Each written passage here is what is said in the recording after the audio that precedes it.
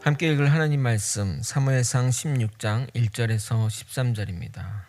구약성경 433면 사무엘상 16장 1절에서 13절 말씀입니다. 저와 번갈아 교독하고 마지막 절은 함께 읽겠습니다.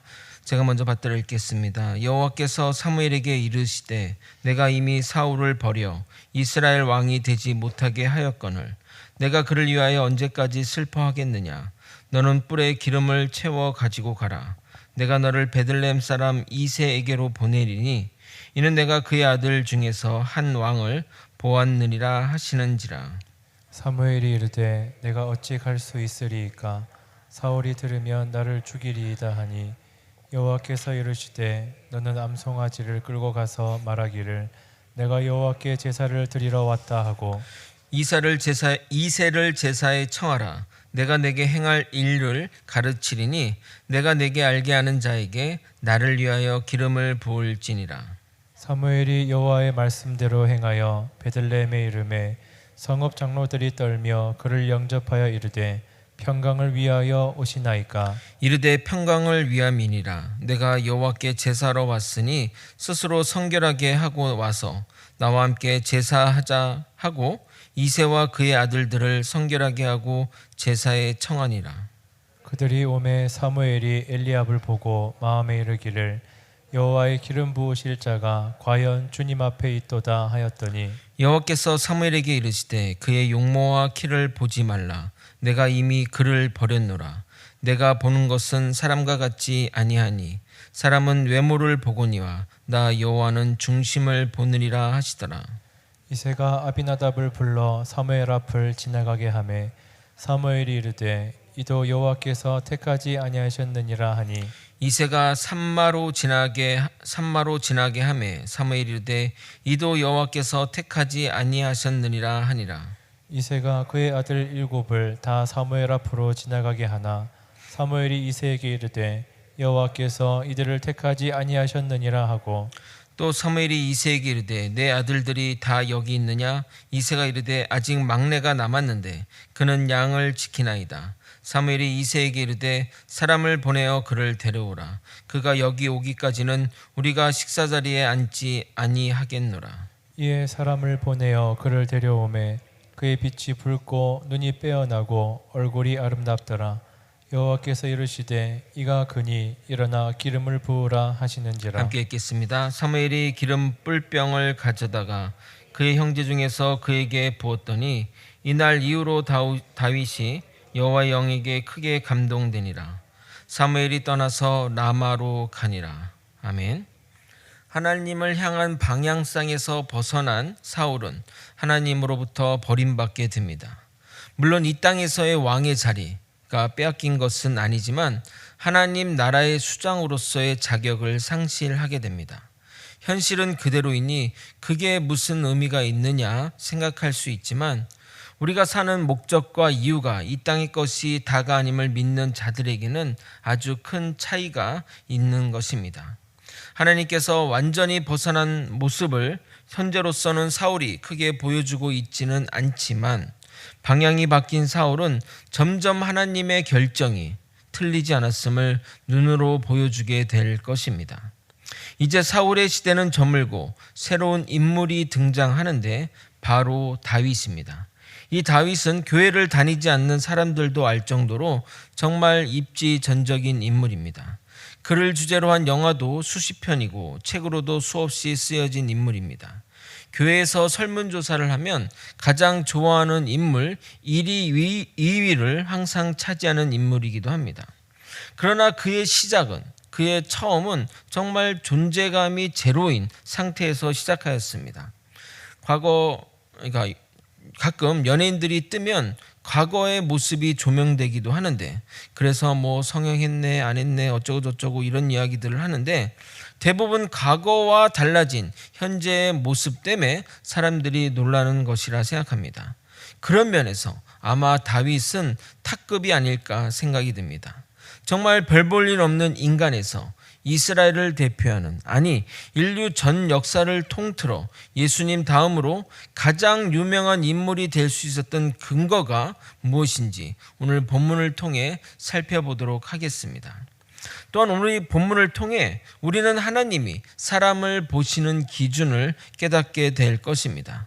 그 기준을 깊게 생각하면서 우리가 세상에서 무엇에 초점을 맞추고 살아야 하는지 생각해 보는 시간이 되길 소망합니다.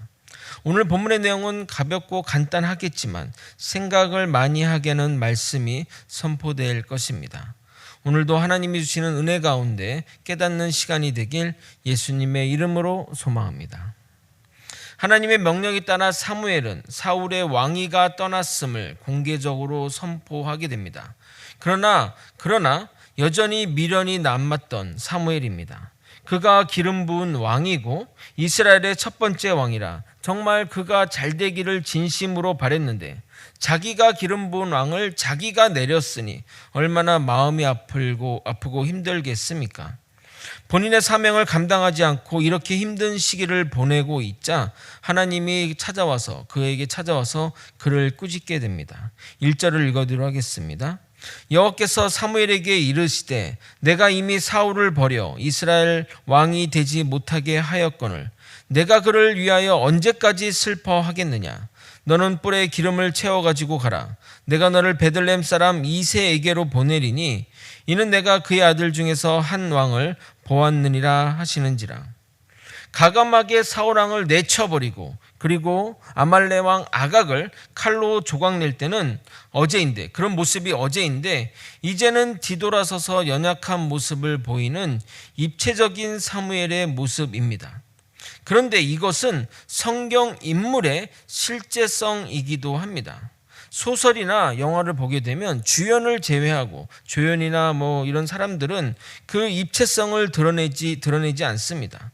그러면 스토리가 복잡해지고 또 독자들이 그것으로 인해 또 짜증이 나거나 집중이 안 된다고 하기 때문입니다. 그러나 실제 인물들은 그렇지 않습니다. 사람 안에는 선한 모습이 있고 악인의 모습이 동시에 있는 것이 일반적인 사람의 모습입니다. 우리가 이게 그 사무엘상 같은 경우가 이제 이런 내러티브 구조로 돼 있잖아요. 그러니까 이야기 구조로 돼 있다 보니까 읽을 때 성경 인물을 읽을 때 그냥 좀 어떤 소설의 인물처럼 있는 경우들이 있어서 이런 이야기를 하는 겁니다. 그래서 모든 사람들 가운데 그런 여러 가지 모습들이 있을 수 있다는 겁니다. 유대인의 600만 사람들 중에 아이들만 120만 명이 되는 인원을 학살하도록 지시한 히틀러가 이런 모습을 보여준다고 하면 놀라는 사람들이 많습니다. 사진을 한번 보여드리도록 하겠습니다. 물론 저 사진이 선전용으로 쓰였다는 이야기도 있지만 히틀러의 사진 속 유대 소녀 로사와의 그 친밀한 관계는 그녀가 척추 소아마비로 7살 나이에 죽을 때까지 이렇게 지속적인 만남을 유지했다고 알려졌습니다. 한나 아렌트의 책 예루살렘의 아이 희만이란 책을 아십니까?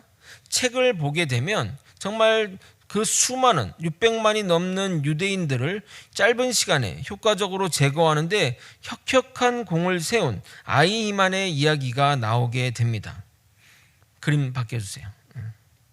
다음. 600만이라는 유대인이 그렇게 빨리 인종 청소를 당하게 된 데에는 그의 공이 절대적입니다. 그가 독일 2차 세계대전 패망하기 직전에 제3국으로 도망을 갔고 이스라엘 정보기관 모사드에 의해 아르헨티나에서 15년 만에 잡히게 됩니다. 그의 재판 과정이 생중계되었는데 전 세계 사람들의 관심이 집중되었습니다.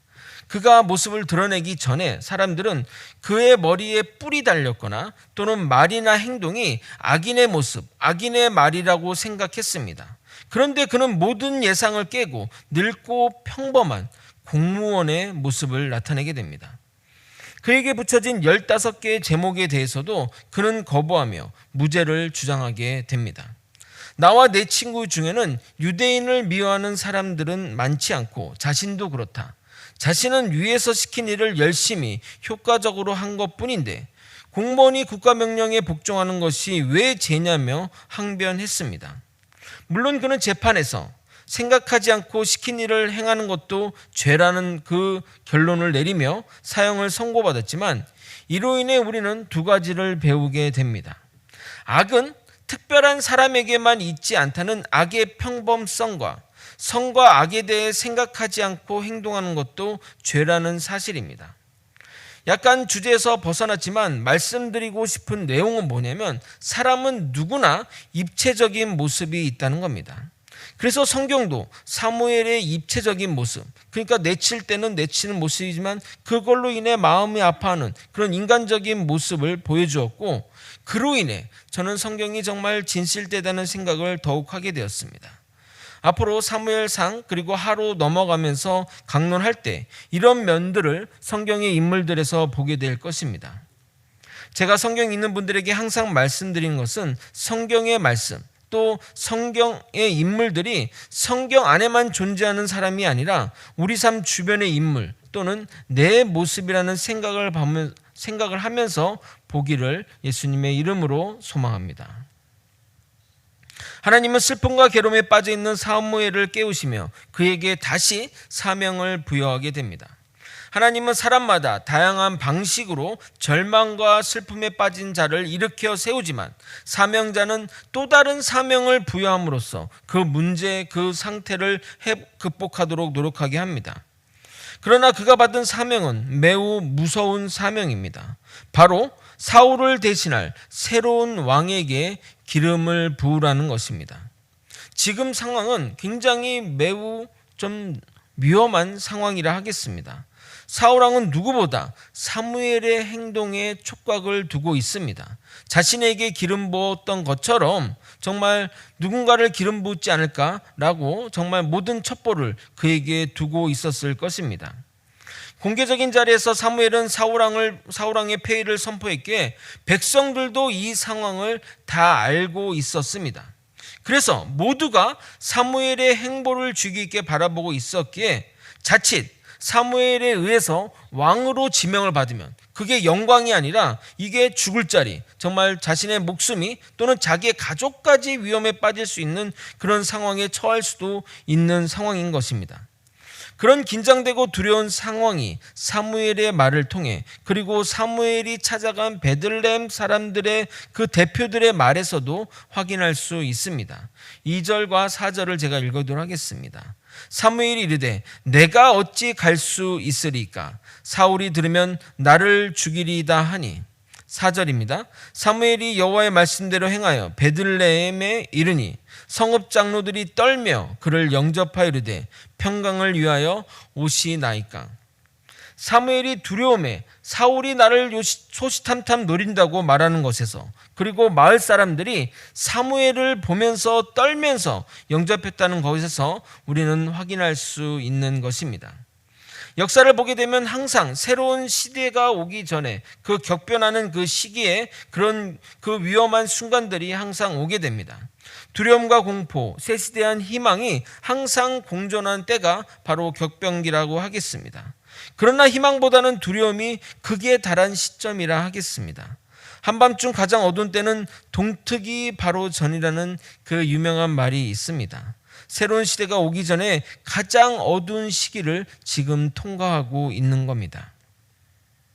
제사장 사무엘을 맞이하는 베들레헴 성읍의 지도자의 인사말이 예사롭지 않습니다. 그들은 사무엘을 보면서 이렇게 얘기합니다. 평강을 위하여 오셨냐라고 묻습니다. 사무엘처럼 백성들의 존경받는 지도자가 이 작은 베들레헴 마을에 온다면 얼마나 영광 중에 영광 아니겠습니까? 당연히 환영합니다. 정말 보고 싶었습니다. 영광입니다. 라는 인사말을 해야 되는데 때가 때이니만이 환영의 메시지보다는 걱정이 앞선 멘트를 하는 겁니다. 이런 질문에 사무엘은 이렇게 답합니다. 이르되 평강을 위함이라. 지금 이 둘 사이에서는 정말 기가 막힌 대화가 오가고 있는 상황입니다. 동상이몽의 사자성어가 딱 어울리는 상황이라 하겠습니다. 성읍의 장로들은 사무엘이 새로운 왕을 기름 부음으로부터 생길 피바람의 상황이 이 마을에서 안 일어나기를 원하는 마음에서 일상적인 방문으로 오셨냐는 뜻의 평안을 위해서 오셨냐라고 질문한 것입니다.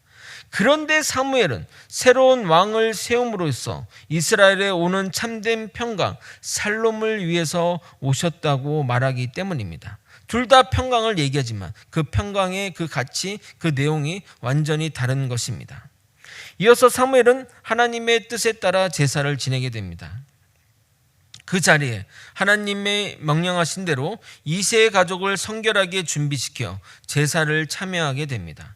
그런데 재미난 것은 하나님은 사무엘에게 2세의 가족 중에서 기름 부을 자가 있다고 했지 누가 기름 부을 자라고는 이야기하지 않았습니다. 기름 부을 자를 미리 말하지 않은 것은 하나님의 의도, 하나님의 뜻을 나타내기 위해서입니다. 드디어 2세의 아들들이 왔는데 그 중에 가장 외모나 체격이 타고난 장자 엘리압이 나서자 사무엘은 마음속으로 이렇게 생각합니다. 6절입니다. 그들이 오매 사무엘이 엘리압을 보고 마음에 이르기를 여호와의 기름 부으실 자가 과연 주님 앞에 있도다 하였더니 사무엘은 장자 엘리압의 모습을 보고 그가 기름 부을 자임을 확신했습니다. 그가 왕으로서의 외모나 키를 가졌기 때문입니다. 그러나 마음의 중심을 보는 하나님은 사무엘에게 참 교육을 시전하십니다. 7절을 여러분이 한번 읽어보도록 하겠습니다. 함께 읽겠습니다. 시작. 여호와께서 사무엘에게 이르시되 그의 용모와 키를 보지 말라. 내가 이미 그를 버렸노라. 내가 보는 것은 사람과 같지 아니하니 사람은 외모를 보거니와 나 여호와는 중심을 보느니라 하시더라. 여기 그의 용모와 키라는 것은 그 엘리압의 키와 용모를 얘기하는 것이고 내가 이미 그를 버렸다는 것은 그 엘리압을 얘기하는 것이 아니라 누굴까요? 사울을 이야기하는 겁니다. 사무엘은 아직도 사울을 놓지 않았던 것입니다. 새로운 왕을 세우러 갔으면서 그는 또 다른 사울을 찾고 있는 것입니다. 실상 외향적으로 사울은 왕의 모습을 갖추었습니다. 그래서 백성들이 사울을 보자마자 저 사람 왕입니다 라고 인정할 정도였습니다. 사무엘상 10장 23절 24절입니다. 그들이 달려가서 거기서 그를 데려오매 그가 백성 중에 선이 다른 사람보다 어깨 위만큼 컸더라. 사무엘이 모든 백성에게 이르되 너희는 여호와께서 택하신 자를 보느냐? 모든 백성 중에 짝할 리가 없느니라 하니 모든 백성이 왕의 만세를 외쳐 부르니라. 일반인보다 머리가 컸다는 것은 아마도 키가 190cm가 넘었다는 겁니다. 거기다가 얼굴도 최고 미남이었다고 성경은 기록되어 있습니다. 사무엘상 9장 2절입니다. 기스에게 아들이 있으니 그의 이름은 사울이요 준수한 소년이라. 이스라엘 자손 중에 그보다 더 준수한 자가 없고 키는 모든 백성보다 어깨 위만큼 더 컸더라. 머리가 한 30cm 하니까 평균 키가 어느 정도 모르겠지만 190 정도 됐다고 볼 수 있는 거죠. 그래서 사무엘은 엘리압을 보자마자 사울왕을 대신할 왕으로 생각한 것입니다. 그는 외모를 본 것입니다. 사실 외모가 사람에 대해 호감을 주는 중요한 역할을 합니다. 정치 신인들의 그 선거 현장에서 이것은 확인된 사실이기도 합니다. 선거로 결정난 후보, 그러니까 선거의 결과가 나온 그 두 후보, 그러니까 조금 유명한 선거가 아니라 지역 선거겠죠. 지역 선거의 그 두 후보의 사진들을 보여주면서 둘 중에 누가를 뽑겠냐고 설문을 했는데 그 설문의 결과와 실제 투표 결과가 정확하게 일치했다는 겁니다. 예를 들어 6대 3으로 했다면 60%고 30% 지지했다면 그 사람들이 지지했던 것들도 6대 3일 정도로 10명 중에 6대 3일 정도로 이렇게 일치했다고 합니다. 짧은 선거 기간 동안 그 사람의 됨됨이나 능력을 알아보고 판단하기엔 한계 있기에 대부분의 사람들은 외모를 보고 투표를 한다는 겁니다. 제가 옛날 살던 그 지역에 그 선거 현장이 있었는데 그 후보자의 어떤 사진들이 이렇게 다 게시돼 있잖아요. 그리고 이제 그 선거 운동이 했는데 그 사진 속의 사람이 한 번도 이렇게 유세하는 거를 보지 못했습니다. 한 번도 유세하는 거를 보지 못했는데 알고 보니까 그게 아니라 계속 명함을 주던 그 사람 중에 한 명이 바로 선거 후보자의 한 명이었던 겁니다. 제가 무슨 얘기를 하는 거냐면 워낙 그 얼굴을 뽀샵을 하고 해가지고 실제와 너무 달랐는데 저는 그냥 선거 운동원 중에 한 명인 줄 알았더니 알고 보니까 그 사람이 후보자였습니다. 사진과 전혀 다른 정말 믿을 수 없던 사람인데 그 사람이 당선이 되었습니다. 그러니 뭐 사람들이 뭐 그렇게 하겠죠. 하나님은 아직도 인간적인 기준으로 왕을 보는 사무엘에게 그 기준이 아니라고 명확하게 말씀하십니다. 사무엘상 16장 7절 후반부입니다. 내가 보는 것은 사람과 같지 아니하니 사람은 외모를 보거니와 나 여호와는 중심을 보느니라. 저는 이런 하나님이 좋습니다. 외모 기준으로 하나님을 하라고 하면 저 같은 사람은 좀 일을 하지 못하지 않았을까라고 생각합니다. 그래서 외모를 보지 않는단 말이 너무나 멋있게 들립니다. 뭐 저나 여기 계신 대부분 성도분도 같은 마음 아닙니까? 그런데 생각해보면 이 말씀은 정말 무서운 말씀입니다. 겉은 숨길 수 있어도 마음의 속은 숨길 수 없습니다. 정말 많은 이들이 겉모습보다 더 못한 마음을 가지고 있습니다. 예수님을 믿는다고 하면서 육신의 행동과 생각으로 행동하며 교회를 오래 다녔어도 하나님이 살아계심을 의심하는 마음을 가지고 있는 사람들이 얼마나 많습니까? 여러분의 일상의 모습이 공개되어도 아무런 걱정이 없는 사람이 여기 있습니까? 우리의 마음의 중심을 보시는 하나님 앞에는 우리가 숨길 것이 없습니다. 사람의 눈은 얼마든 속일 수 있습니다. 내가 무슨 생각을 하는지 누가 알겠냐 이 말입니다. 제가 이렇게 지금 하나님의 거룩한 말씀을 선포하는 가운데서도 제가 이 생각 속으로는 아주 악한 생각을 한다면 여러분이 그 생각을 알겠습니까?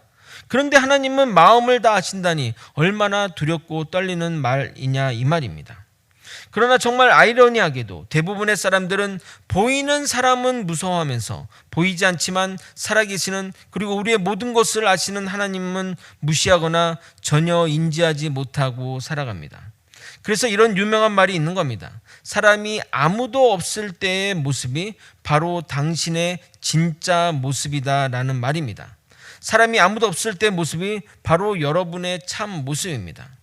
믿음의 선배들 또 존경하는 분들을 보면 사람이 있거나 없거나 한결같이 주님을 향해 서 있는 사람들입니다. 누가 보든 안 보든 누가 인정해 주든 인정 안 해주든 맡겨진 일들을 감당하며 주님의 영광을 위해 사는 사람들입니다. 저는 올해 이 부분을 위해 더욱 노력하고자 합니다. 저도 혼자 있을 때는 딴 생각들을 종종 합니다. 그래서 제 스스로 부끄럽게 여길 때가 많습니다. 그러나 정말 사람이 있으나 없으나 항상 하나님 앞에 바로 선 자세로 살아가고자 연간 신앙 목표 계획을 그렇게 정했습니다. 모든 일에 하나님 앞에서 사역하자라고 말입니다. 이어서 사무엘 앞에 엘리압을 핏두로 아비나답 산마를 거쳐 그 외 4명의 아들이 그 앞을 지나가나 그 중에 하나님이 택한 자가 한 명도 없었습니다. 영의 눈으로 보아서 말입니다. 10절입니다. 이새가 그의 아들 7을 다 사무엘 앞으로 지나가게 하나 사무엘이 이새에게 이르되 여호와께서 이들을 택하지 아니하셨느니라 하고 그러나 하나님의 말씀이 틀릴 수가 없기에 다시 사무엘은 이새에게 불러 이렇게 물어봅니다. 너의 아들 7명이 다냐고 말입니다. 그러나 그러자 그제서야 이새가 생각이 난 듯 막내가 있는데 그는 양을 지키는 자라고 말하게 됩니다. 11절 전반부입니다. 또 사무엘이 이새에게 이르되 내 아들들이 다 여기 있느냐? 이새가 이르되 아직 막내가 남았는데 그는 양을 지키나이다. 우리가 보통 행운의 숫자를 7이라 생각하고 사자를 좀 불행한 숫자, 죽을 사자라서 나쁜 숫자라고 생각하지 않습니까? 이스라엘 사람들도 좋아하는 숫자가 있는데 3, 7, 12를 좋아합니다. 3, 7, 12 이게 다 완전수를 의미하기 때문에 그 수를 좋아하는데 그래서 그 사람들은 자식을 낳더라도 3명을 낳거나 7명을 낳거나 12명을 낳는다고 합니다. 그런데 다윗은 8째입니다. 그게 무엇을 의미하는지 아십니까? 계획에 없던 아들이 나왔다는 것입니다. 그러다 보니 형들과도 나이 차이가 많이 나고 집에서 정말 천덕꾸러기처럼 자라나게 됩니다. 저희 자식도 3명인데 저희만 해도 막내에게 온전한 사랑을 주지 못할 정도인데 8명이니 당연한 것 아니겠습니까? 그래서 다윗은 형들이 사냥을 나가거나 전쟁에 나가면 도시락을 배달하거나 집에서 가정을 돌보거나 가장 허드렛 일이 많은 양치는 일을 했던 것입니다. 그래서 아버지가 막내의 존재를 몰랐을 리는 없고 아버지가 생각하기를 다윗은 아닐 거라 생각했기 때문에 부르지도 않은 겁니다. 거기다가 보통 양을 치러 나가면 한 곳에 머물러서 양을 치는 게 아니라 돌아다니기 때문에 이곳저곳 돌아다니다 보니까 어디 있는지 모르기에 부르지도 않은 겁니다.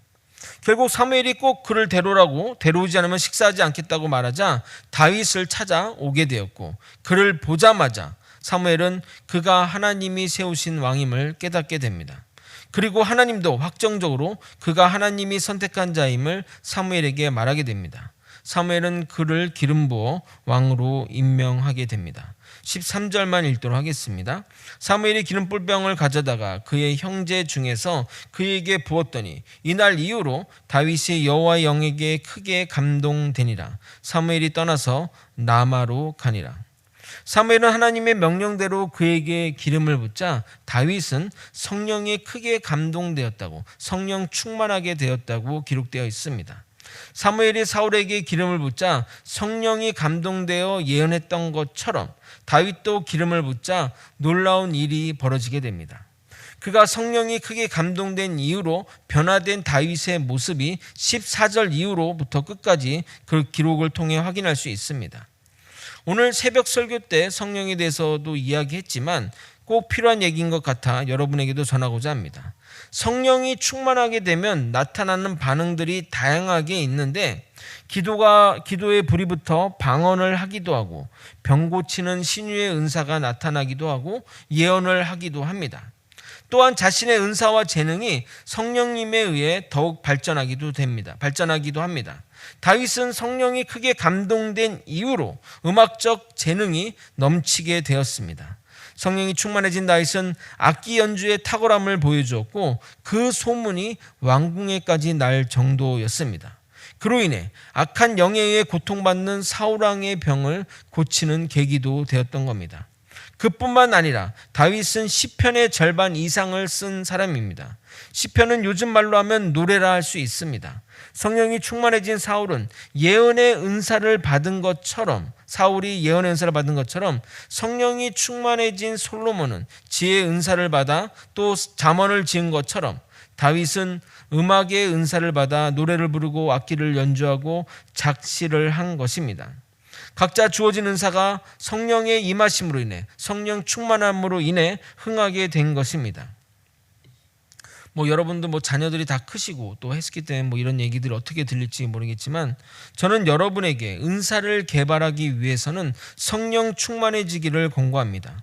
많은 이들이 은사를 개발하기 위해 많은 돈을 들여 배우고 좋은 스승을 찾아 학습하고 좋은 도구를 사서 노력하는데 성경이 정말 중요한 것을 알려주고 있습니다. 성령 충만해지면 되는 겁니다. 그러면 우리는 성령 충만해지기에 무엇을 해야 할까요? 성령 충만해지기에 유명한 목사님을 찾아갈까요? 부흥회를 가서 안수기도를 받아야 할까요? 어떤 특별한 것이 있어야 할까요? 궁극적으로 성령 충만케 해주시는 분은 하나님이십니다. 그러므로 우리는 성령 충만해지기를 위해 기도해야 하는 것입니다. 성령님을 의지해야 기도해야 하는 것입니다. 여러분의 은사와 진로와 재능과 모든 것을 위해 하나님께 기도하며 나아가야 할 것입니다. 여러분의 손자들, 여러분의 자녀들이 성령 충만해지기를 기도할 때 그의 은사가 더욱더 발전할 것입니다. 그래서 하나님이 쓰시는 사람들은 성령의 사람들인 것입니다. 이 사실을 꼭 잊지 마시길 바랍니다. 우리가 성경을 보면서 성경 인물들의 특징을 보게 됩니다. 그것을 통해 하나님이 어떤 분이신지 우리는 알 수 있게 됩니다. 먼저 하나님이 세우시는 분들의 특징이 있는데 그것은 별 볼 일 없는 자들을 세우신다는 겁니다. 사울은 키가 크고 외모는 좋았을지 모르나 몰락한 지파의 몰락한 가문의 자존감 제로의 청년이었습니다. 다윗도 마찬가지입니다. 가족의 정말 중요한 자리인데도 없어도 될 정도로 취급받았던 다윗입니다. 심지어 아버지가 그를 부르지 않았으니 얼마나 존재감 제로의 청년입니까? 형들도 그를 면전에서 무시할 정도로 정말 별 볼 일 없는 자였습니다. 모세는 어떻습니까? 태어나자마자 죽어야 하는 히브리 노예의 자식 아닙니까?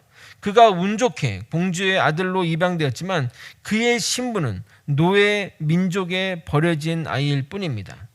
다니엘은 물론 이스라엘에서 좋은 집안의 자녀로 태어났지만 바벨론 포로로 끌려가서 부모도 없이 유년 시절을 보내야 했고 남성성을 잃어버리며 살아야 했던 연약한 자였습니다. 물론 결은 다르지만 예수님은 동물들이 사는 마국간에 태어나 별 볼 일 없는 목수의 아들로 자라나 최악의 죄수로 돌아가셨습니다. 그의 제자들도 대부분 하층민인 어부거나 죄인 취급받던 세리나 비주류 중에 비주류들이었습니다.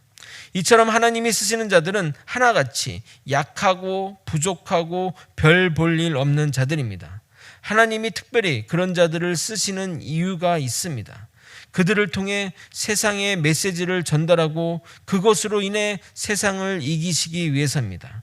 고린도전서 1장 21절 이렇게 말합니다.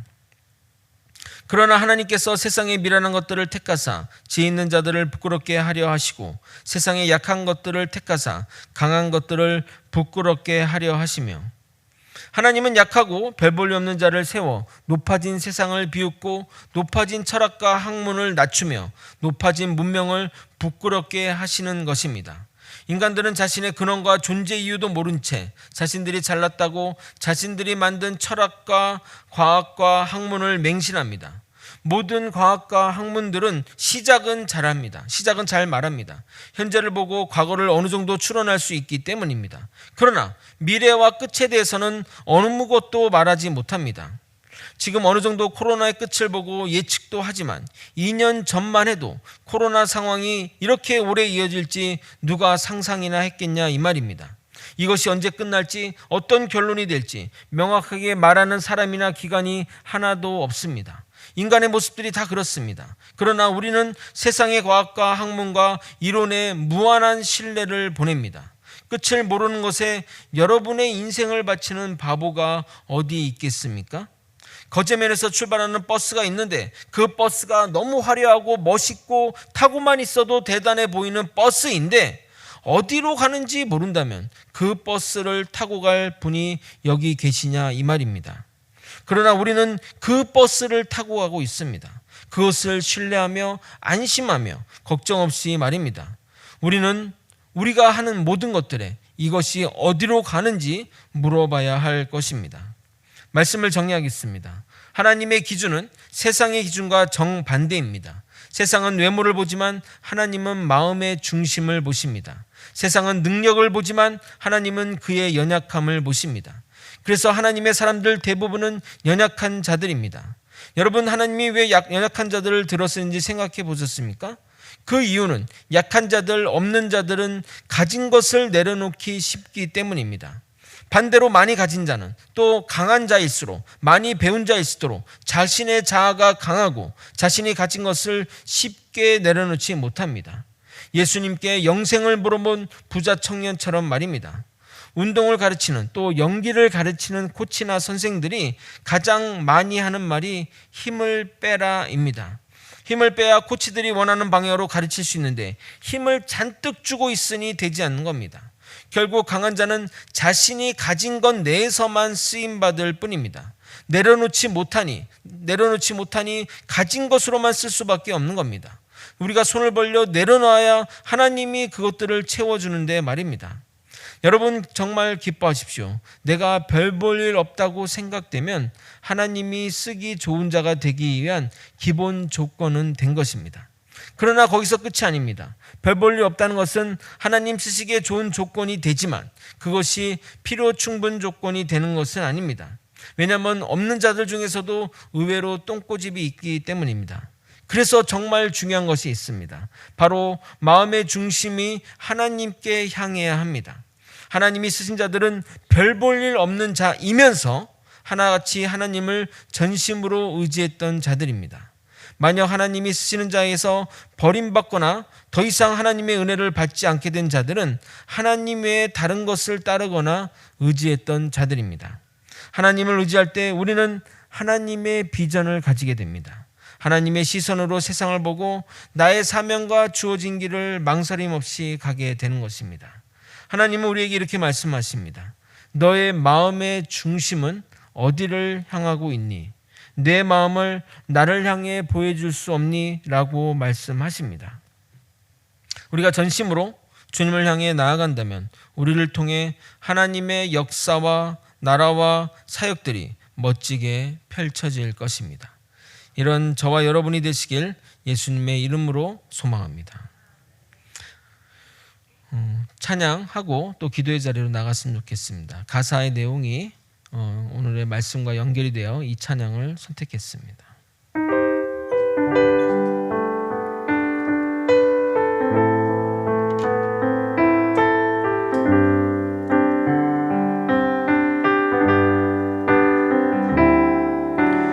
내 마음의 주를 향한 사랑이 나의 말엔 주가 주신 진리로 나의 눈에 주의 눈물 채워주소서. 내 입술에 찬양의 향기가 내 입술에 찬양의 향기가 두 손에는 주를 닮은 섬김이 나의 삶에 주의 흔적 남게 하소서. 하나님의 사랑이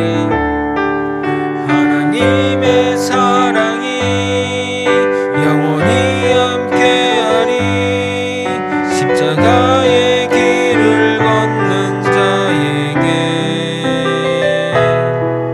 순교자의 삶을 사는 이에게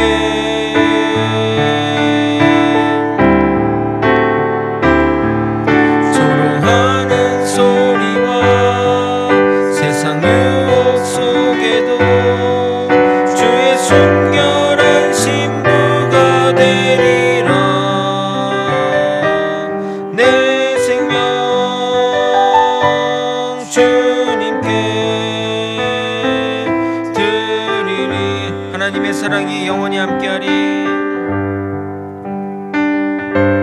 사랑이 영원히 함께하리.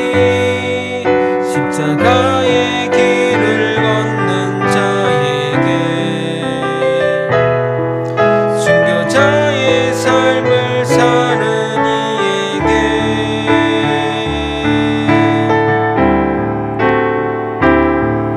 조롱하는 소리와 세상 유혹 속에도 주의 순결한 신부가 되리라.